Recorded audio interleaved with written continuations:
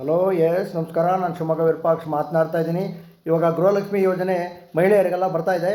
ಆದರೆ ಸರ್ಕಾರದವರು ತೃತೀಯ ಲಿಂಗಿಗಳು ಟ್ರಾನ್ಸ್ಜೆಂಡರ್ ಅಂತಾರಲ್ಲ ಅವರಿಗೆ ಗೃಹಲಕ್ಷ್ಮಿ ಯೋಜನೆ 2,000 ರೂಪಾಯಿ ದುಡ್ಡನ್ನು ಅವ್ರ ಅಕೌಂಟಿಗೆ ಹಾಕೋಂಥ ಒಂದು ವ್ಯವಸ್ಥೆಯನ್ನು ಮಾಡಿದ್ದಾರೆ. ಆದ್ದರಿಂದ ನೀವು ನಿಮ್ಮ ಊರಿನ ನಗರದ ಮಹಿಳಾ ಮತ್ತು ಮಕ್ಕಳ ಕಲ್ಯಾಣ ಇಲಾಖೆಗೆ ಹೋಗಿ ಒಂದು ಅರ್ಜಿ ನಮೂನೆ ಇದೆ.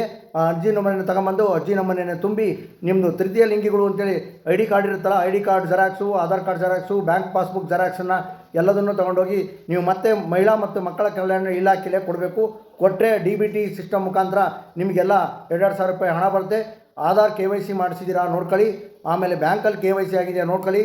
ಎಲ್ಲ ಡಾಕ್ಯುಮೆಂಟ್ಸನ್ನು SDP ಸರ್ವಿಸ್ ಸೆಂಟರ್, NT ರಸ್ತೆ, KSRTC ಬಸ್ ಟರ್ಮಿನಲ್ ಪಕ್ಕದಲ್ಲಿ SDP ಸರ್ವಿಸ್ ಸೆಂಟ್ರಿಗೆ ತಗೊಂಬಂದರೆ ನಾನು ಶಿವಮೊಗ್ಗ ವಿರೂಪಾಕ್ಷ ನಿಮಗೆಲ್ಲ ಅಲ್ಲಿ ಕಾಯ್ತಾ ಇರ್ತೀನಿ. ನಿಮ್ಮದು ಡಾಕ್ಯುಮೆಂಟ್ಸ್ನೆಲ್ಲ ವೆರಿಫಿಕೇಷನ್ ಮಾಡಿ KYC ಮಾಡ್ಕೊಡ್ತೀನಿ ಅಂತ ತೃತೀಯ ಲಿಂಗಿಗಳಲ್ಲಿ ವಿನಂತಿಯನ್ನು ಮಾಡ್ಕೊತೀನಿ. ಈ ವಿಡಿಯೋವನ್ನು ಎಲ್ಲರಿಗೂ ಶೇರ್ ಮಾಡಬೇಕು. ಈ ವಿಷಯ ತೃತೀಯ ಲಿಂಗಿಗಳಿಗೆ ತಲುಪಬೇಕು ಅಂತೇಳಿ ನಾನು ಶಿವಮೊಗ್ಗ ವಿರೂಪಾಕ್ಷ ವಿನಂತಿಯನ್ನು ಮಾಡ್ಕೊತೀನಿ. ನಮಸ್ಕಾರಗಳು. Thank you. ಹಲೋ ಎಸ್ ನಮಸ್ಕಾರ. ನಾನು ಶಿವಮೊಗ್ಗ ವಿರೂಪಾಕ್ಷ ಇವತ್ತಿನ ದಿವಸ ತೃತೀಯ ಲಿಂಗಿಗಳ ಆಫೀಸಿಗೆ ಬಂದಿದ್ದೀನಿ. ಅವ್ರದ್ದು ID ಕಾರ್ಡ್ ಕೇಳೋಣ ಅಂತೇಳಿ. ID ಕಾರ್ಡ್ ಇರಲಿಲ್ಲಂತೆ. ಆದರೂ ಗೃಹಲಕ್ಷ್ಮಿಗೆ ಅರ್ಜಿ ಹಾಕೋದನ್ನು ಮರಿಬೇಡಿ. ಇದು ಎಲ್ಲರಿಗೂ ಶೇರ್ ಮಾಡಿ.